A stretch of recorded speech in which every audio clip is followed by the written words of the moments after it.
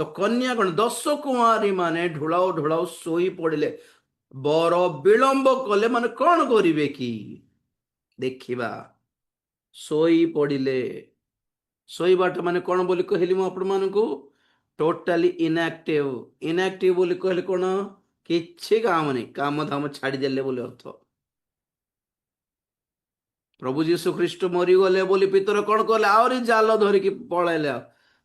ଚାଲ ପଳାଇବା ହେଇଗଲା।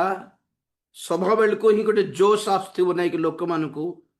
ଆମର ଫାଷ୍ଟିଂ ଫେଷ୍ଟିଭାଲ ବେଳକୁ ଦେଖିବାର ଅଛି ଆମ ପିଲାମାନଙ୍କୁ। ମାଡ଼ି ବସେ ମୋର ବେକ ଉପରେ ଗୋଡ଼ ଦେଇକି ଆମକୁ ବି ଆମର ନାମ ଲେଖ ଲେଖ ଲେଖ ଲେଖ। ଆସିଲା ପରେ ପତା ନାହିଁ ଏମାନେ କଣ ନିଷ୍ପତ୍ତି ନେଲ? କିଛି ନାହିଁ। ବାପ୍ତିସ୍ମ ନେଇ ପକାଉ। ବାପ୍ତିସ୍ମ ଆଜ୍ଞା ଆମର ନାମ ଲେଖ ଲେଖ।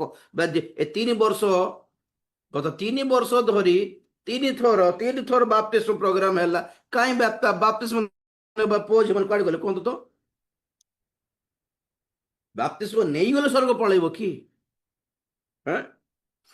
ସୌଭାଗ୍ୟତାରେ ରହିବ ନାହିଁ।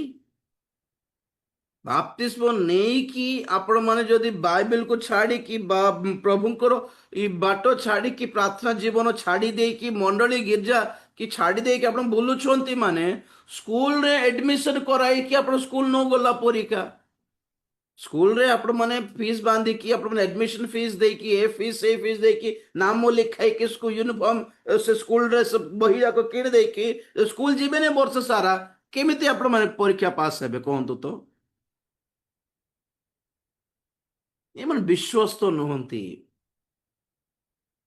ଆମ ସହିତ ସମ୍ପର୍କ ବି ରଖିଲେନି। ବାପ୍ତିସ୍ମ ନେଇଗଲେ। ଆଉ କେତେ ଲୋକ ମୁଣ୍ଡ ଖାଇ ପକାଉଥିବେ ମତେ କେତେ ମେସେଜ କରିକି ଆଜ୍ଞା ଆମେ ବାପ୍ତିସ୍ମ ନେବି। ମୁଁ ଛତିଶଗଡ଼ରୁ କହୁଛି, ମୁଁ ମଧ୍ୟପ୍ରଦେଶରୁ କହୁଛି। ଦେଖ ଭାଇ, ଆଖପାଖ ପାଶ ମାନେ ନାହାନ୍ତି କି ନେଇଯାଅ।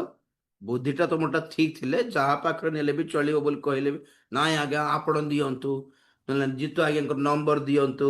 ମୁଣ୍ଡ ଖାଇ ପକାଉଥିବେ। ନେଲା ପରେ ଅର ପତା ନାହିଁ। ହଁ ବାପ୍ତିସ୍ମ ନେଇ ସାରିଛି ତାଙ୍କ ହାତରେ। ଆଉ ସେ ବୁଝିବେ। ସେ କାହିଁକି ବୁଝିବେ? ମୁଁ କାହିଁକି ବୁଝିବି? ତୁମେ ବୁଝିବ ନା। ଆଉ ସେମାନେ ବୁଝିବେ, ସେମାନେ ପ୍ରାର୍ଥନା କରିବେ। ସେମାନେ ନା ପ୍ରାର୍ଥନା ନ କଲେ ଆଉ ପ୍ରଭୁଙ୍କୁ ସେମାନେ ହିସାବ ଦେବେ। ଆଉ ନାଇଁ କି ଆମକୁ ଉଲ୍ଟା ଉଲ୍ଟା ଆମକୁ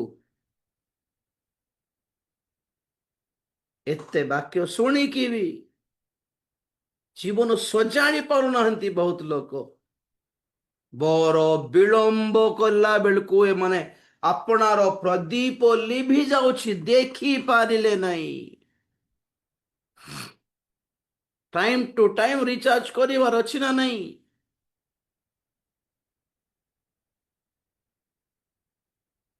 କିନ୍ତୁ ବରଙ୍କର ଆସିବାର ସମୟ ହେଲା ବୋଲି କଳାହଳ ଚିତ୍କାର ସେହି ରୋବ ଶୁଣିକି ଏମାନେ ଉଠିଲେ। ଆଉ ସାଙ୍ଗେ ସାଙ୍ଗେ ସୁବୁଦ୍ଧି କନ୍ୟା ମାନେ ଆପଣାର ପ୍ରଦୀପ ସଜାଡ଼ିଲେ, ତେଲ ପକାଇଲେ, ସେ ସୂତାକୁ ଟିକେ ଟ୍ରିମ୍ କଲେ, ଆହୁରି ନିଆଁ ଟିକେ ଜୋରରେ ଜଳାଇଲେ, ଧରିଲେ ନିର୍ବୁଦ୍ଧି କନ୍ୟା। ଆଉ ପାରିଲେ ନାହିଁ। ଆଉ ବର ବିଳମ୍ବ କଲେ ଜଣା ପଡୁଛି ତୁମେ ନିଜକୁ ସଜାଡ଼ିବ ନା ନାହିଁ, ନିଜକୁ ଜଳାଇବ ନା ନାହିଁ।